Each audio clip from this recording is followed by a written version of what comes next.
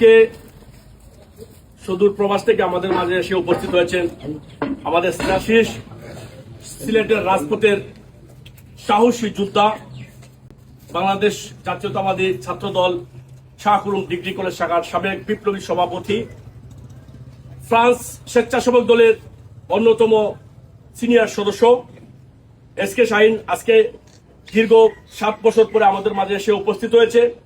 আমরা শাহিনকে আমাদের মাতৃভূমি বাংলাদেশ স্বাগতম জানাচ্ছি।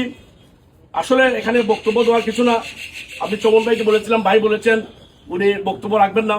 এখানে উপস্থিত আছেন আমাদের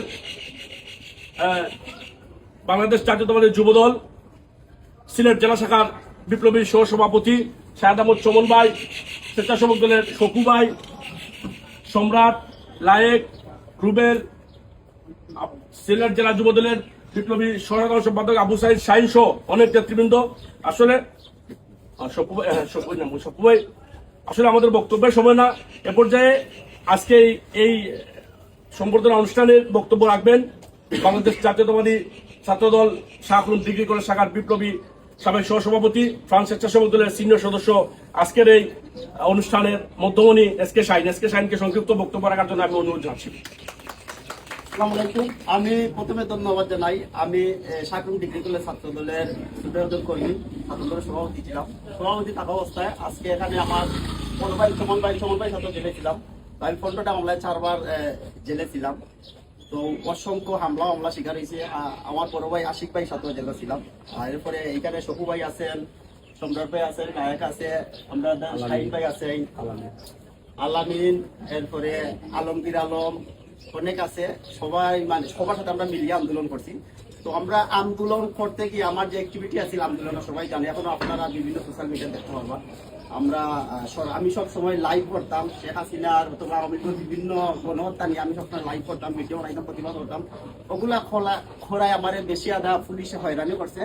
এক পর্যায়ে আমি দেশ ছাড়তে বাধ্য হয়েছি, কারণ আমি যদি দেশ ছাড়তাম না আমরা ক্রস পার করলাম না। কারণ আমরা কলেজের বর্তমান প্রিন্সিপাল উনি আমার একদিন রাত্রে বলছে যে শাহিন তুমি দেশ ছাড়লে তোমার মারো, উনি বর্তমান প্রিন্সিপাল আছেন তোমার দিন স্যার। উনি যখন বলছে আর আমি বিভিন্ন সূত্রতাই খবর পাইলাম যেহেতু আমারে মারো হত্যা করো, এই জন্য আমি দেশ ছাড়ছি। আর আজকে আসলে আমি দেশে আইছি দেশের টানে, যেহেতু আমি প্রবাসে আসছিলাম। প্রবাসে থাকলেও দেশের যে স্বৈরাচার পতনের যে আমরা যেগুলো অবদান রাখছি, আমরা ওইখান থেকে সোশ্যাল মিডিয়া কিভাবে স্বৈরাচারের খুনের বিভিন্ন নিউজ প্রচার করা যায়, বিশ্ববাসীকে জানানো যায়। ওরা ফ্রান্সে বিভিন্ন আন্তর্জাতিক মিডিয়ায় এই স্বৈরাচারী গণহত্যার আমরা বিশ্বের কাছে আমরা তুলে ধরেছি। এরপরে ফ্রান্স থেকে আমরা বিশাল বড় একটা আন্দোলনও করেছি, সবাই আপনারা দেখেছেন। তো যাই হোক, আমি ছোট একজন কর্মী, আমার জন্য আপনারা এখানে এসেছেন, আমি আন্তরিকভাবে মানে কৃতজ্ঞতা প্রকাশ করছি। আমি অত্যন্ত আনন্দিত। আর আগামীতে আমরা আরো ঐক্যজোট হয়ে স্বৈরাচার, যে কোনো স্বৈরাচার বাংলাদেশে যদি মাথা চাড়া দেয়, আমরা ঐক্যবদ্ধভাবে আন্দোলন করব। এই বক্তব্যকে আমার সংক্ষিপ্ত বক্তব্য শেষ করতে আল্লাহ।